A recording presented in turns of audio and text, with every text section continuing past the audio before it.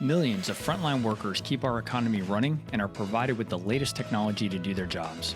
But digital adoption, especially by frontline workers, is really hard. This is Frontline Innovators. We explore how to overcome challenges and achieve success when we empower our essential workers. I'm Justin Lake. And I'm Gene Signorini. Together, we speak with experts who are leading the way and driving digital transformation to the front line. This podcast is sponsored by Skillful, on a mission to help frontline workers learn and use the technology needed to succeed in their jobs. I'm your host, Justin Lake, and we're going to have another exciting episode for you today. Today's guest is a ProSci certified change manager and is currently the senior change manager at Stanley Black Decker. Please welcome Zach Jedamzik. Hello, Zach. Hey, Justin, how's it going? Good to see you. Very well. How did I do on your name? You did perfect. I'm working on pronunciations. One of my teammates told me that I wasn't doing a good job of even pronouncing his name. And so I'm doing some more work on that. So I appreciate your coaching before the conversation started here. Let's get right into it then. Tell me what your take is on what you see being the biggest challenge facing the deskless workforce today. So I'm going to split it into two for you, actually, because we have a couple of subsets of deskless workforce, right? We have those that are on the front line in our manufacturing facilities. And then obviously with COVID, we're doing a return to work activity in reviewing all of our workspaces for our what I would consider operators, or what we say at Stanley Black Decker, we have our makers and then everybody else, right? So we have a lot of makers that are out in the manufacturing world. And I think for those, it's staying safe, staying healthy first and foremost, and then communication and getting them to understand why we make the decisions that we're making, changing the things that we're changing, and moving into the more digital forefront of technology, right? And then we have these same types of things happening at our, what I would call your typical office worker, which are also frontline workers.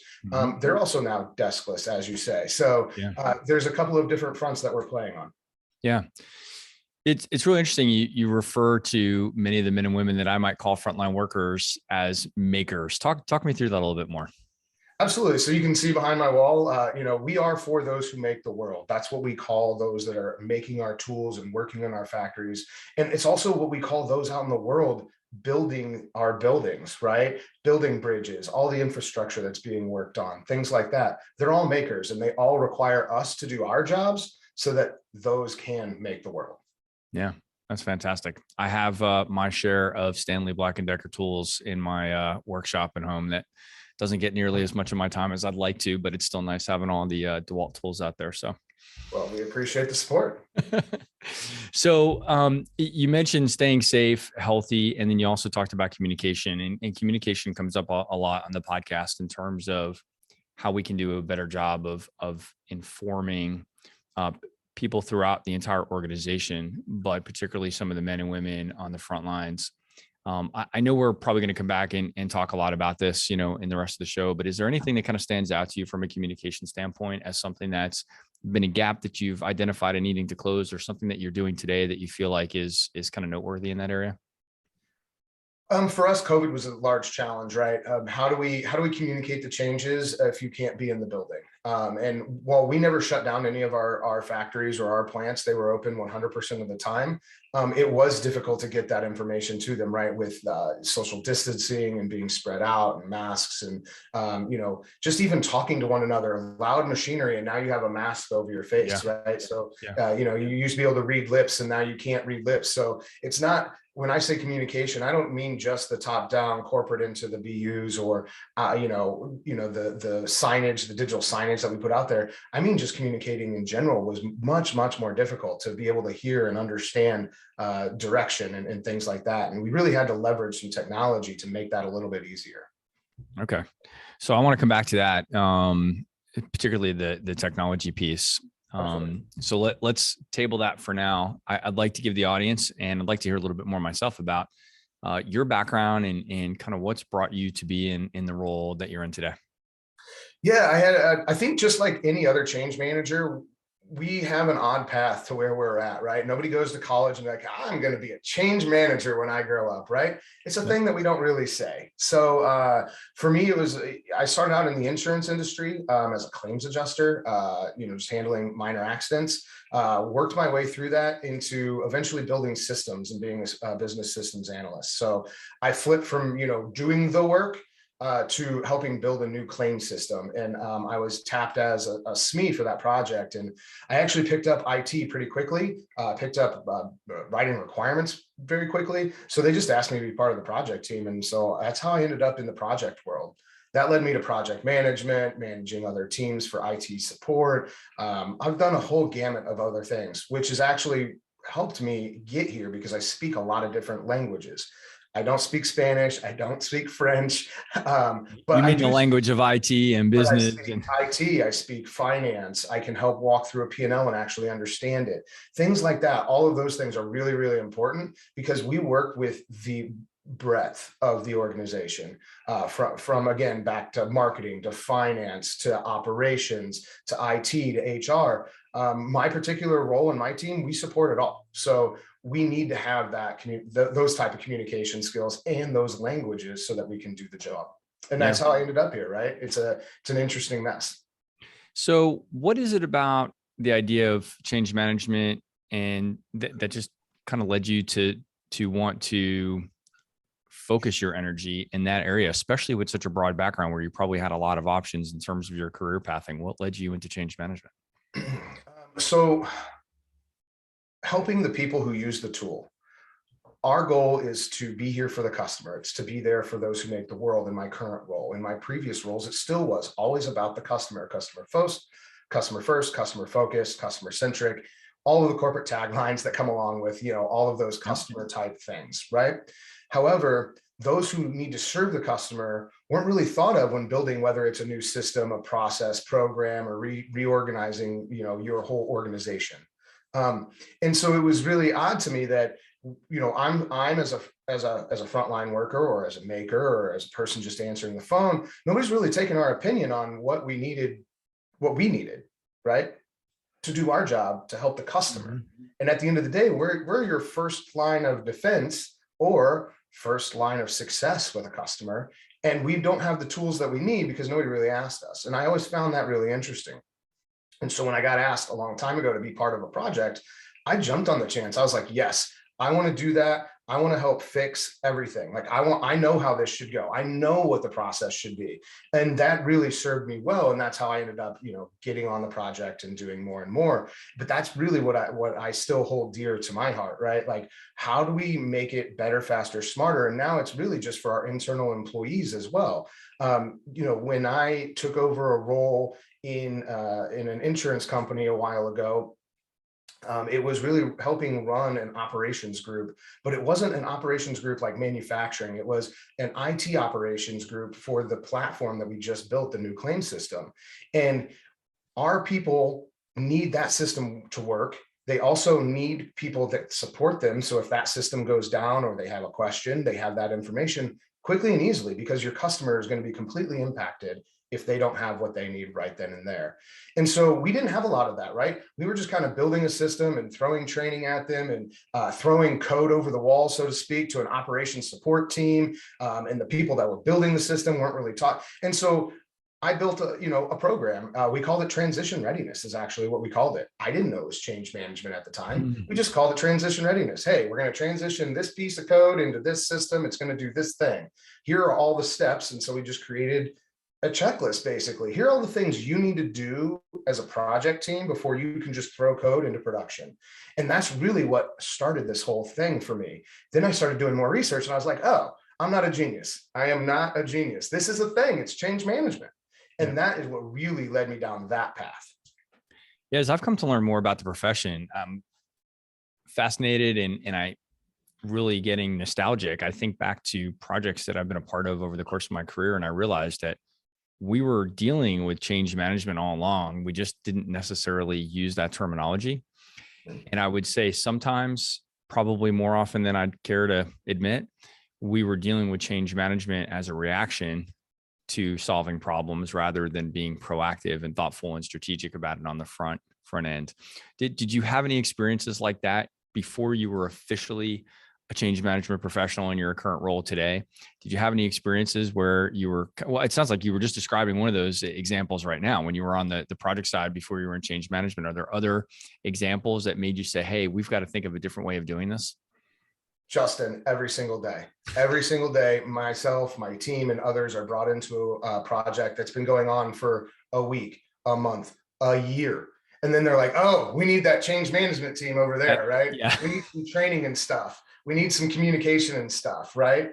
And that is one of the largest challenges that we have is we should be consulted as soon as you have an idea of a project. We can help you make sure that you're pointing in the right direction for a solution, right? We're not the solution. We're not going to provide a solution, right? But we can definitely help guide that will help or that won't help, because those that are choosing it in the IT world don't always necessarily talk to those that are doing the work. Yeah. So, all right. So what you just said, it makes absolutely perfect sense. And it sounds so obvious. Why wouldn't this happen all the time? What do you think are the reasons that even in organizations with an OCM team or some type of structure around that those teams aren't necessarily engaged on projects? Is it just a bad habit thing? Are people just in a rut, or is there actually change resistance to change leadership? It is. I would say it's a combination of a lot of things. And I'll try not to get too cute with it because I could, but it's not worth it. But one of the things is we're too big. All companies are just too big. They have too much going on, right? Yeah. I think every corporation has that. And I don't even think it matters. And I shouldn't even say too big. We just take on too much stuff. A lot of us do, right? Whether you're at Stanley, whether you're at another company, it's just you're always trying to get things done. And you're trying to get it done fast. And people don't really think through those steps. They go right to a solution. So it's not even about change management getting missed. Sometimes even just talking to a business partner, that another department is just missing a piece, and they don't think about it because they're like, oh, problem A, solution B, straight line, what's the fastest way, right? Instead of what's the best way. And I think that's a lot of it. Part of it too is just lack of awareness or knowledge that a change management group exists at your company. I talk to new people every single day. We are a company of, I think, around 60,000 right now, maybe 65,000. And there's no way to know every facet of every organization and the sub-organizations within it. And I think it just gets missed. So we do our best. So part of my role as a senior manager here is to make sure I'm getting the word out. And I talk to a lot of teams. I go to a lot of town halls. I go to a lot of leader meetings. And I just try to talk about change management and what it is and what we can do. The other piece that I think gets missed a lot too is when you look at an organization our size, right?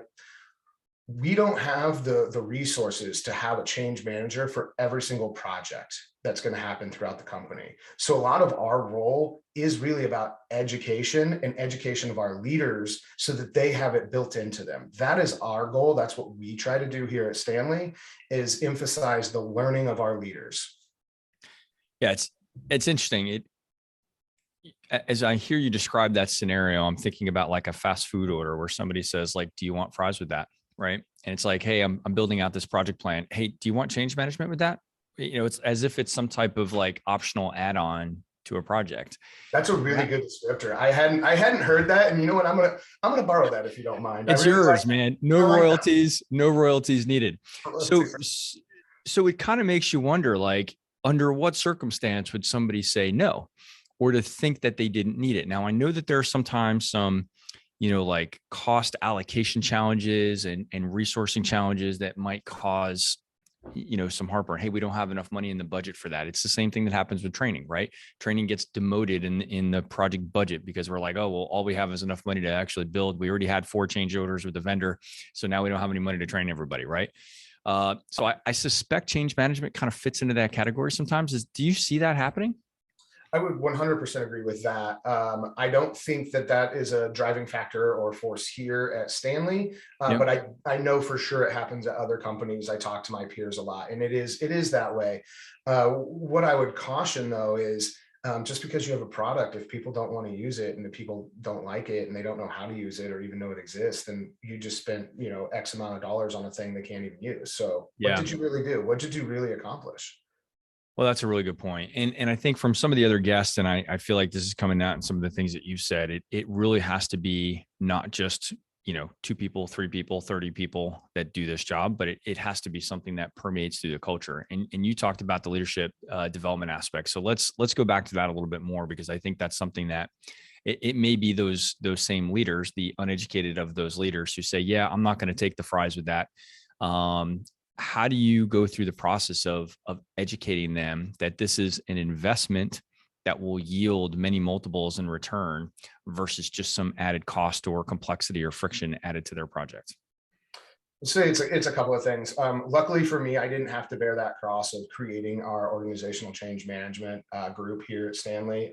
My direct manager does that. And I was really, she created it from nothing, and it was birthed out of an actual finance project, right? So we were getting a new finance system. We had a vendor working on it. It wasn't going well. And so she stepped up and said, you know what, I think I can do this piece of this work. And she did. And then it turned into, all right, this worked. We need more of this. This is good. This is what good looks like. We need more. And then we got more, and then more. And as we've expanded throughout the organization, we've really just permeated through all the business units, and it's been through good work. It hasn't been through showing stats and figures. And I appreciate ProSci and all the education they give me, and I love the working knowledge that they have and all the studies. Those are all very, very helpful, especially for new programs being started or a very resistant leader. But for us, the proof is in the pudding. We get asked for help on a lot of things, a lot of new things every single day. And that's just the genuine good work that our team is doing. And I think there's a couple of things in there. One, we're not always by the book. We're not always by the ProSci process, right? We've taken the stance, look, we're not going to try to shove it down everybody's, throats, right? That is bad change management, first off. So why would we do change management that way, right? So let people kind of take in what they want and let them organically grow into understanding what change is, and raising our hand and saying, hey, we'll come talk at your town hall. We'll come do this. And, we'll do this project. We'll walk you through it. And then what happens inevitably is we walk them through our process. We walk them through what we typically would do. And they're like, man, we need this for that, and that. Well, that's fantastic. We have a whole selection of tools and templates for you here at Stanley Black Decker. As a leader, you have access to. Here's where you go to do all these things. And anytime you need me, myself or my team is right here for you. And that has been the organic way we've grown it through the organization. What are some of the things that, when you're educating folks in the way that you just described, what are some of the kind of high level concepts that you might try to educate them on to help raise their awareness of the change management process? The single one best tool that I hands down walk through every single leader, we're currently doing it for a lot of large initiatives, kind of like not resetting, but level setting. When you have multiple work streams within one large transformational initiative, you have some different leaders with different opinions.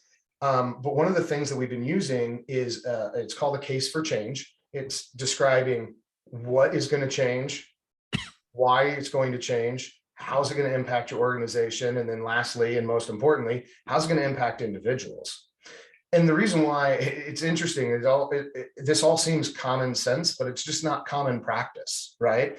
And it's getting those people to really think about, don't worry about a PowerPoint slide. I'm not asking you to build a pretty PowerPoint to go get budget and to get resource and all of this. No, really, what is actually changing? What are you going from and what are you going to?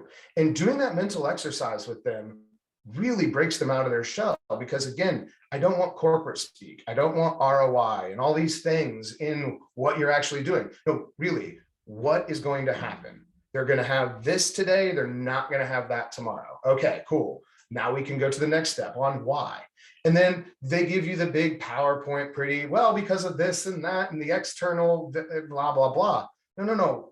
Why now? Why are you doing it to this group of people? Break it down, because what happens then once you finish your case for change, all that turns into your talking points. And now your communication is already built. The way I describe change management and the way we work here at Stanley is honestly, it's like algebra, right? It's like math. You got your addition and subtraction. That's where you start. Then you move up to your division and multiplication, then your square roots, and you just keep moving forward. And all of those things help build. But it's really interesting, starting with that case for change really gets a person who thinks they know what they're doing and why they're doing it. Those wheels start turning, and then their light bulb goes off of, oh, wait.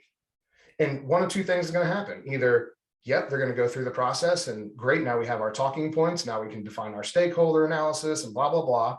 Or they're going to be like, wait, does this even make sense to do? Which I've had happen. They're like, wait, what? Hang on. Time out. Maybe this isn't the right solution, because you'll get to, well, this is what we're changing. Well, now it doesn't match the why. And now, wait, are we even talking about the right group here? That happens. And it's not bad. That's the other thing. It's not a bad thing that we stop ourselves short, so we don't waste resource and time and money, right? I actually think that's a fantastic example. I think there are certain cases where it doesn't make sense. And it sometimes takes some evolution going through that exercise of, kind of building out all the building blocks of that initiative to come to a point where you realize that, you know what, the best thing that we can do for ourselves would be to pull the plug on this thing, right? Maybe the direction that we've taken or the budget that we've allocated or the outcomes that we were expecting are no longer what we believe them to be 6, 12, or 24 months ago. And the best thing that we can do is actually tap the brakes and maybe reconsider, or maybe, put the whole thing away. I think that's actually a really, really good point. And if you have a mechanism to help identify that, then that's awesome. And in the majority of the cases where the change does continue to move forward, you've got a little bit more structure around that. I have not heard that term, like a case for change. Does that come from ProSci or another framework, or is that something that you guys put together as a tool internally? Oh man, you're going to dig back into my brain on whether I, you know what? That's a great question. I don't have an answer. You know what? I say that we just tell the audience that you made it up. And unless somebody comes back with some kind of trademark infringement, then we're going to give you credit for it. How's that sound?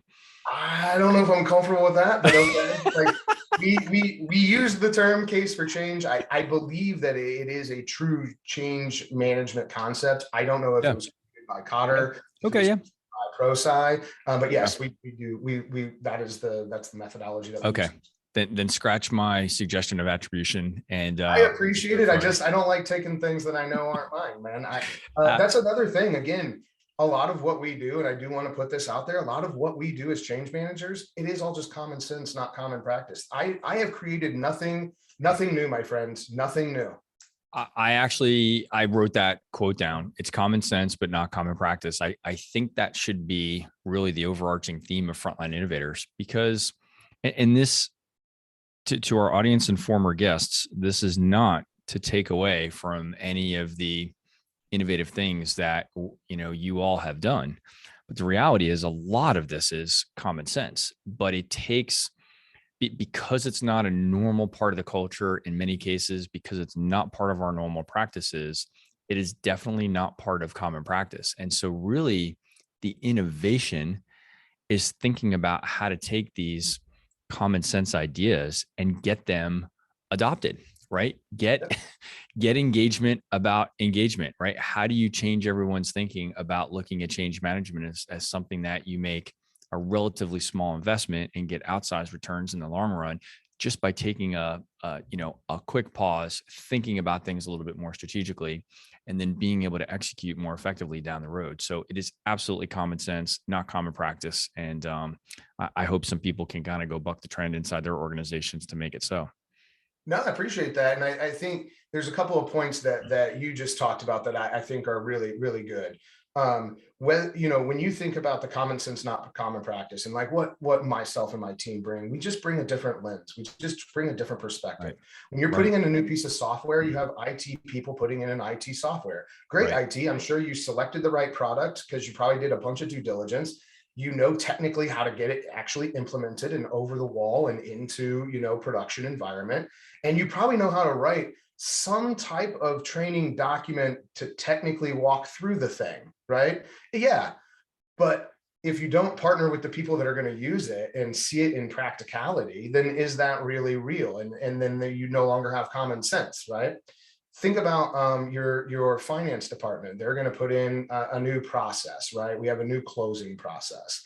And while I love our finance professionals, usually the folks that need a new closing process are those sitting at the top, not the ones gathering all the data, putting all the spreadsheets together, building all the PowerPoints. And what's that look like?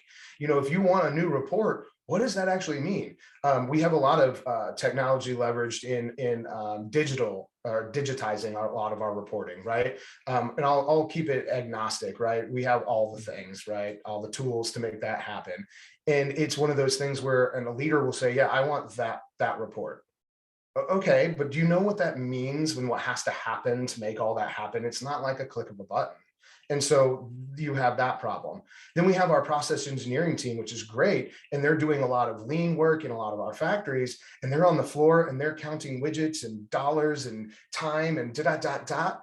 But what about the person that's just standing there that's going to do this role, that's just saying, hey, I'm a human and I need to move this thing to that thing, right? We just come with a different lens. And that's it. And that's what you just said is the perfect reason why we walk through that case for change. So those folks that don't have that lens can put that hat on and say, oh, wait, how is that really going to impact an individual? Ooh, is that really going to be worth it? Is that what we should do? And that also ties back into what we were talking about earlier, why you should bring change management in sooner rather than later. You might find out this isn't a thing we should even be doing. Yeah, I think that's those are all really good words of wisdom. I think a lot of people can learn from. You talked earlier in the beginning that you speak different languages, and it's come up on the show over time now about how change management folks are kind of sitting in the middle as almost translators. And you didn't use that term, but I feel like I was hearing the same thing. Your ability to speak multiple languages and communicate to the IT teams the way that they know how to speak and the way that they want to be spoken to and in a way that makes sense to them is not necessarily the same language that we should be using with the L&D team or the operations folks or ultimately the end users who don't care about any of those other things. And they just want to know some of the other things you talked about, which is like, how does this impact my job? And I love that the case for change piece, which is just like, here's what it looks like now. Here's what it's going to look like going forward. Here's what you need to know. It's kind of elegant in its simplicity, but I think it really speaks to recognizing that we're all humans with different backgrounds and to bring some of that empathy into this conversation so that it's not just about the technology. I guess that's the thing that it kind of comes up on this show all the time too, is the failure of technology solutions is rarely about the technology failing. Yeah. It's usually about the humans not interacting with the technology the way that they thought it was supposed to be. And that is solvable often through a more strategic change management plan. I 100% agree with that. And you struck something that was interesting to me is a lot of folks, when a new technology project is being introduced, they thought they were solving the right problem. Right. Mm-hmm. They thought they knew the solution, but unless you engage those that are actually doing the work, like the daily work you're trying to improve, you might just be giving them something they're never going to use, which we've done that. It's happened before, not just here at Stanley, but at my other, at other places I've been in my past. And it's because you jump to the solution before you actually really define the problem and the use case on why you're doing it. Yeah. Let's talk about that some more, because I've been thinking about this actually quite a bit lately. I'm glad you raised that point. I think there are some times when we communicate the change in technology as if we're saying, particularly with the men and women on the front lines, okay, which is our core target constituency here, right? So we're saying to them, hey, this is going to make your job easier. And sometimes it's actually not really true. Sometimes we actually could be adding complexity to their job, but there's still a reason to do it.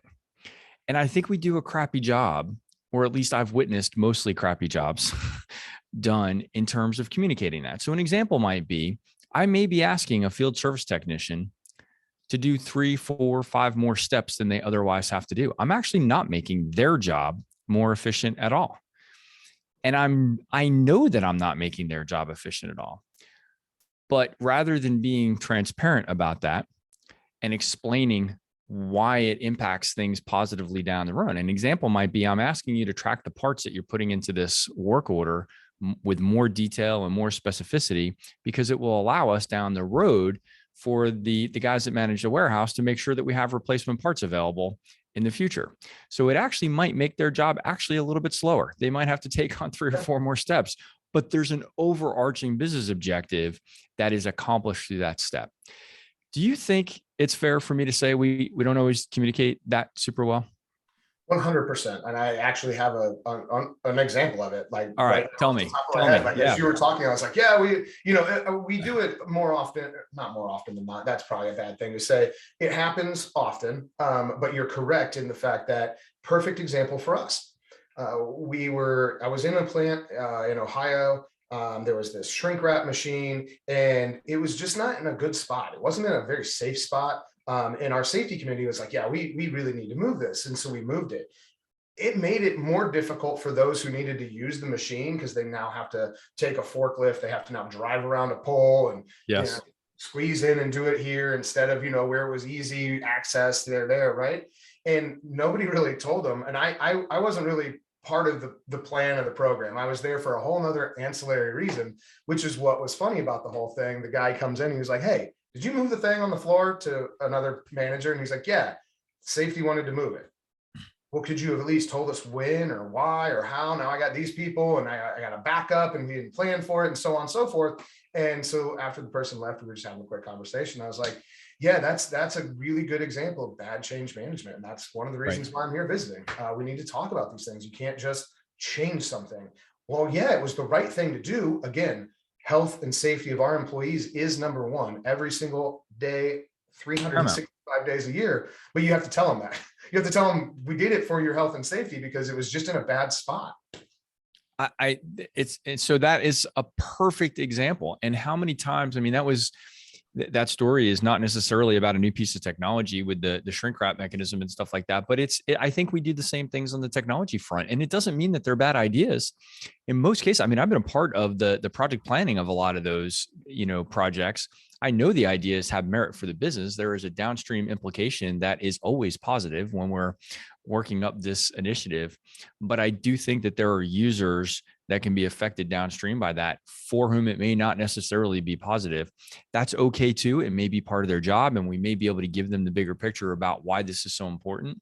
In the case of the field service techs, I am explaining an actual example of a conversation that came up, and the advantage to the tech is that they get to complete more work orders, because if they're documenting those parts better today, they're making a small investment today, but then their truck is loaded with the proper replenishment tomorrow, so that they get to do more work orders on a single trip the next day. But you kind of have to make a leap in that example that I'm taking 5 extra minutes to document, parts and materials and stuff today. It feels like it's just a net draw on my time, and it is. But tomorrow it actually saves me from making 2 trips when I could have only made 1. And but we've got to be able to tell that whole story, or otherwise it feels like, man, we're just messing with people. We're just moving their cheese just for the sake of it. To that point, I always tell our leaders to explain the WIFM. What's in it for me? Tell those people what the WIFM is. But you can't just stop there, right? Because sometimes the people you're talking to, that WIFM really isn't for them. Right. It's for the company. That's why when we look at what's this mean for the organization and what's this mean for the individual, that's why they're in 2 separate boxes in the case for change. They're not the same thing.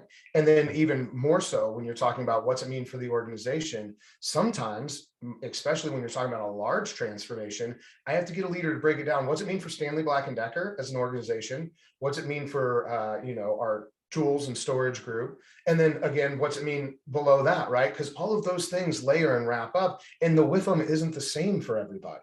And so you can't just say, oh, I got it, it's this. No, really, what is it? And then again, going through that case, I know I keep bringing it back to that case for change, but that really is the beginning of understanding what you're actually doing.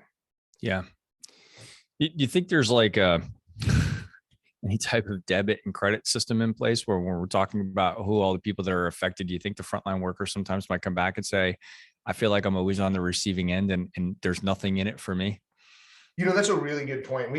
This actually did just come up not too long ago, because we are making a lot of changes, whether that's organizationally or on the plant, where, we're trying to digitize our plants and bring them up to speed and everything like that. And yeah, I think that I want to be careful with my words here, because I feel like that it's not always going to be that way, but they're always going to feel that way, because they are the ones they're called frontline workers.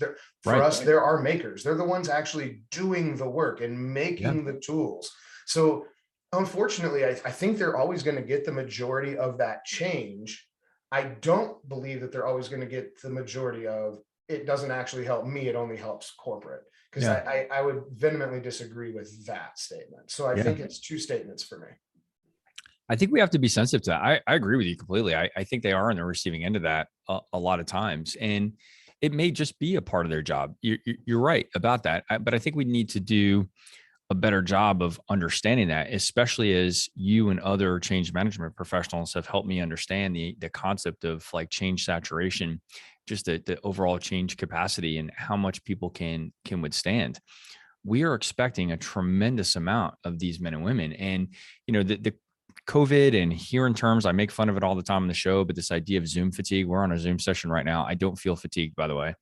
But the knowledge workers that are working in a comfortable air conditioned office or now have been relegated to their home office, I think they've had a very different experience in a lot of this, right?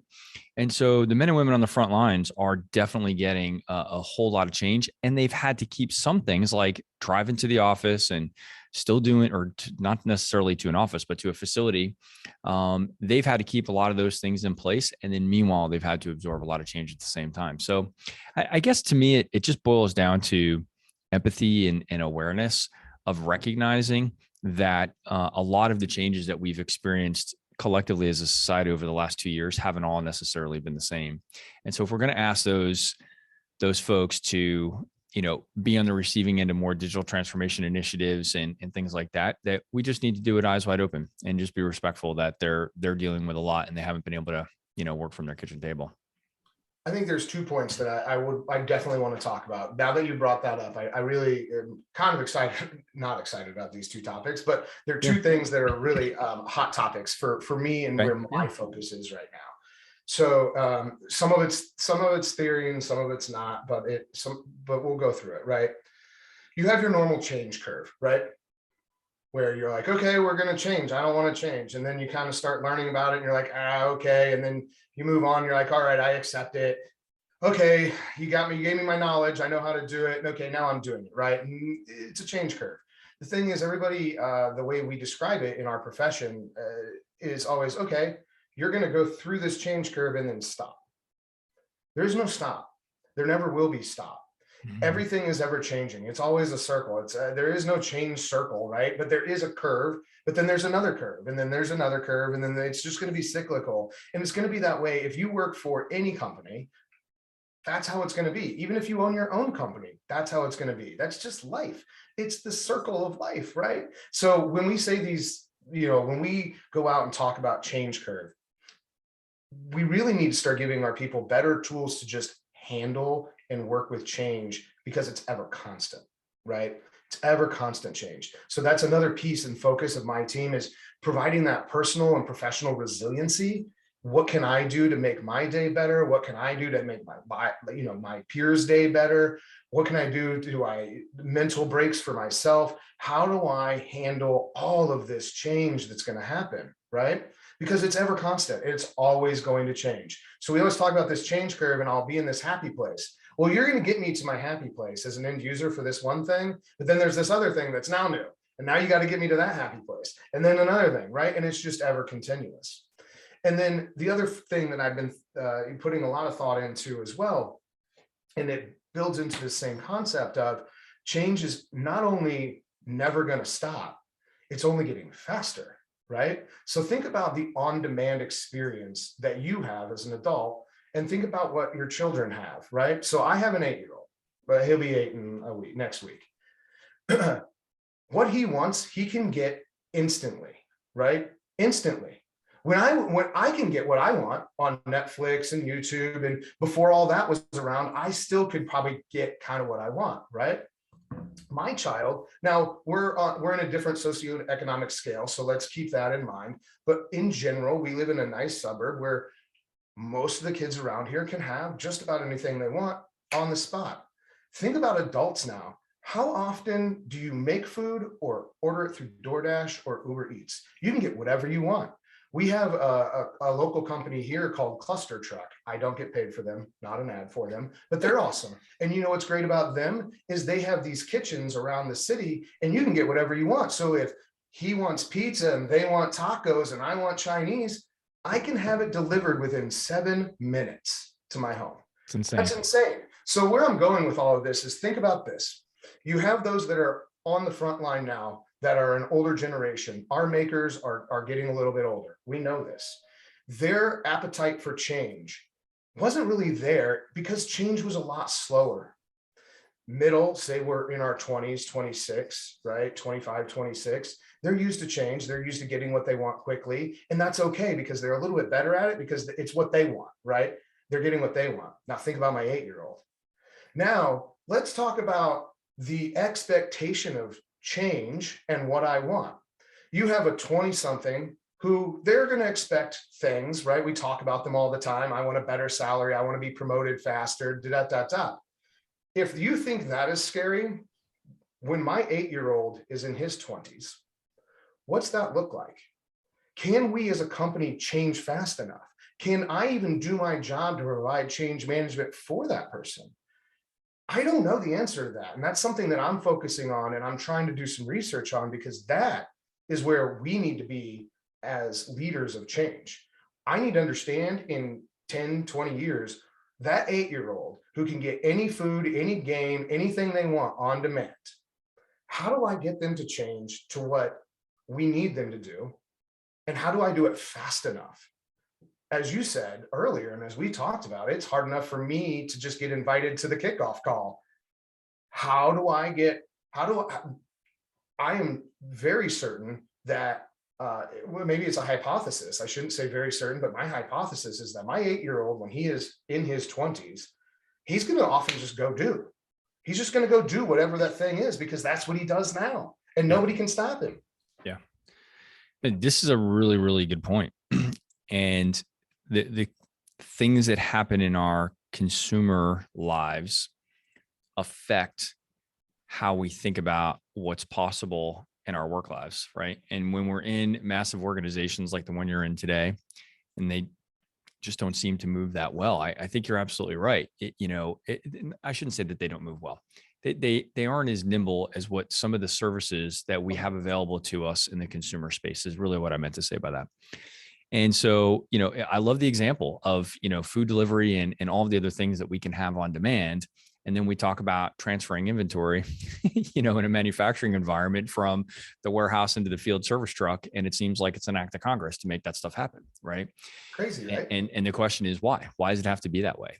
And I think I have some feelings on this, and we've talked about some of these things on the show from a few different angles. But I think one of it is that those consumer product companies place customer experience as like the number one priority for everything that they do. So how can we create a customer experience that is so appetizing that people will want to continue to come back for more? And then we come into our work lives and we basically build to like the lowest thing that we can get away with, right? We don't put employee experience on at the same level of priority. We put the priority in other things like inventory tracking, like we were talking about before with the field service technicians. That's probably an initiative from the COO, the CFO, somebody else in the organization, warehouse management. They're not thinking of the field service tech. They're thinking of other operational efficiency.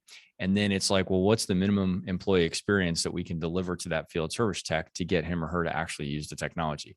And so it really flips things upside down. And I do think that the gap may actually be widening because our consumer experiences are improving at such an accelerated pace, but our work experiences aren't. And we have to figure out how to close that gap. Where they're located. So for me, definition of where they're located within the company, right? When I think about organizational change and where it should sit in the company. And I'm not saying as my department should sit in HR or sit in a corporate or sit in BU, but what I will say though is, when you talk about those experiential things for a maker, they're like, oh, that's HR. we'll get them buttons, we'll give them hats, we'll get them pins, make sure that their benefits package is better. Yeah. And the piece that is lacking is that, because those that are in charge of the makers and what they actually need to do day to day functionally, oh, HR will take care of that. No. We need to educate our leaders that are managing directly, one-on-one managing over the top. Yeah. This is an employee experience. And I think that's a whole nother topic, right? That's a whole nother conversation we can have. But yeah, I do believe that that is just a misplaced thought, that it just sticks with HR, right? It's fluffy bunny things, and it's not, and it shouldn't be. Look at the way, when you think about an employee experience, right? Look at Google, look at Salesforce.com, free food, free this, do that, right? Now I'll say they have the same, not the same burnout rate. They have the same issues with burnout rate. They have the same issues with turnover and attrition. And I don't like this and that and the other. But think about the employee experience they've curated though, right? The talent that they're getting. It's completely different. But those aren't really owned by HR, I don't think. I have friends that work at both. It's just part of their culture. Right. Right? Nobody said, hey, HR, make sure all the food's ordered for the breakfast for the kids, right? Nobody did that. It's just part of their culture. Yeah. And I think that's one of the things that we are trying to instill in those leaders for our makers, of like, no, it's not HR's job. It's also your job. Yeah. Well, I think another thing that comes to mind as we're talking about this is that in those consumer experiences, the motivation is repeat customers, where you don't have a captive audience, right? You have to earn the audience back every single day. We don't feel that same obligation with our internal employees, right? It's like they're going to show up for work. We've got the audience, right? But DoorDash has to work. Every single transaction that you have with DoorDash is designed to make sure that you come back to DoorDash within, 3.4 days or whatever their statistic is that, they're driving toward, whatever metric. And we don't have that same obligation at work because we know they're still going to show up, or we hope that they're still going to show up. We used to think that they were going to show up reliably. Yeah. And now with the Great Resignation, I actually think it forces the conversation a little bit to say, hey, what are some of the things that are frustrating? Why are some people not coming back? Why do we have attrition rates approaching 50% in certain industries, and in some cases even more? And my hope from this is that if there's a silver lining to this Great Resignation and some of the rethinking that's happening, is to put a focus back and say, what are some of those things that are happening with our employee experiences that may be driving people away, or at least not, keeping people here? And what can we do to improve that? We have to stop looking at improving an employee experience as just an incremental cost. And actually the same way that a consumer company would look at it is to say it's an incremental investment. And in the long run, there are payoffs both for the employee and ultimately for the productivity and retention and all those other things. Couldn't have said it better than myself. So yeah, that's, I believe in that. I believe in everything that you just said as well. Yeah, it's an interesting time. I'm curious to see how things shake out. Most of the folks that we have on the show, like you, work for, pretty massive organizations who are dealing with a lot of these, very macro trends right now.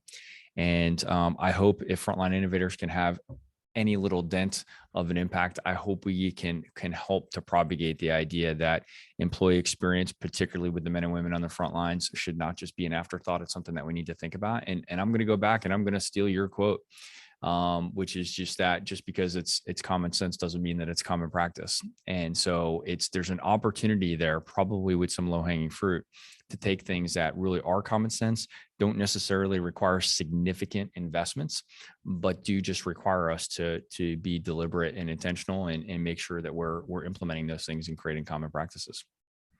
Agreed. And I think one of the things that we are doing, actually, I know one of the things that we're doing, and I know we were going to talk about it, was the technology that we're leveraging inside of our factories to educate our employees, right? And that's a big step for us. I wouldn't say it's super new, but it is something that we are starting to just really go after, which is, providing that type of training on the floor while people are doing it, instead of doing it in a classroom. Like, let's do it here. Let's do it now. Let's give them a tablet. Oh yeah. Let's give them a tablet that's programmed step by, you don't know, this is your first day on the job. You don't know how to use this machine. Here's a tablet. It's a program called DPOW. You go into it, and it'll tell you step by step how to use the machine, how to do whatever. It translates into multiple different languages real quick and easy. And that's really helpful to our people. And it's not just a training mechanism, right? It's, hey, you could be, this machine was down and here's what I did to fix it today. this is what broke. And then that's captured, right? So if that happens again, someone will be like, oh man, it happened again. What did he do again? Oh, play, got it. Now I can fix it again, and up and going, right? That's a good employee experience, I think, because when you're standing there on a line and the line stops and you're just standing there looking around, we want to empower our makers to not just stand and wait for the supervisor or wait for the mechanic or whoever, right? Don't wait. Let's see if we can give you the tools. And then don't they feel better about themselves because they were like, oh, I fixed this today. I fixed it myself and I'm just back up and running. I'm now meeting my numbers that we were wanting to meet, because it's a goal of mine too. It's not just a corporate number to meet my numbers. I personally, hopefully want to meet my numbers too, right? And so leveraging that type of technology where they can on the fly either know how to fix something or, hey, these are the steps I did to fix it this time. Cool, right? Leveraging those types of technology and then giving people a path to that learning environment. So I think those are one of the big things that we're doing for our employees from an employee experience. That's ultimate empowerment for the men and women on the front lines. And that's awesome. And that's using technology as like a really long lever to really help, bring that stuff right to them when and where they need it. Right. That to me is the most important part. And I think something that's left out with our hyper focus on frontline folks, that they, making information available isn't necessarily the same as delivering it to them when and where they need it.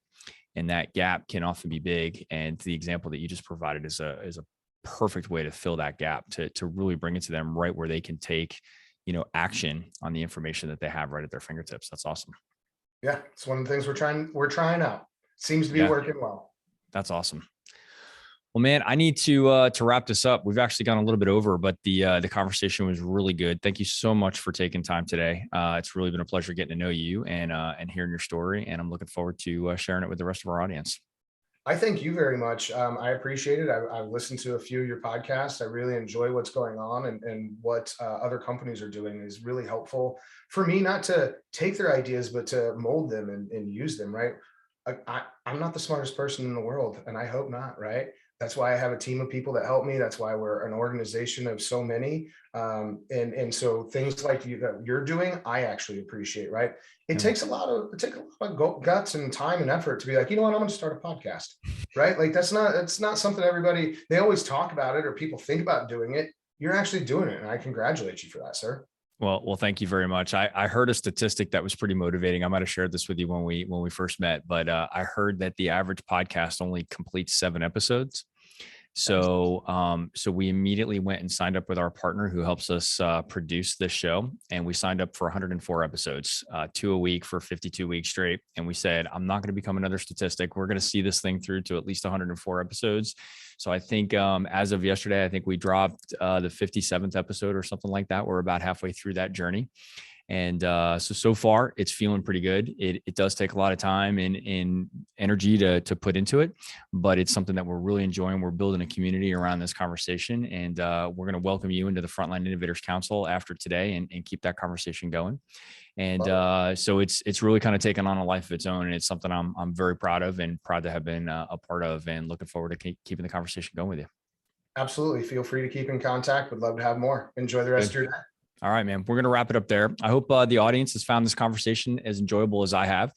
And if so, please share and rate the podcast. 5-star ratings help ensure that it gets promoted to other professionals like you that are innovating on the front lines.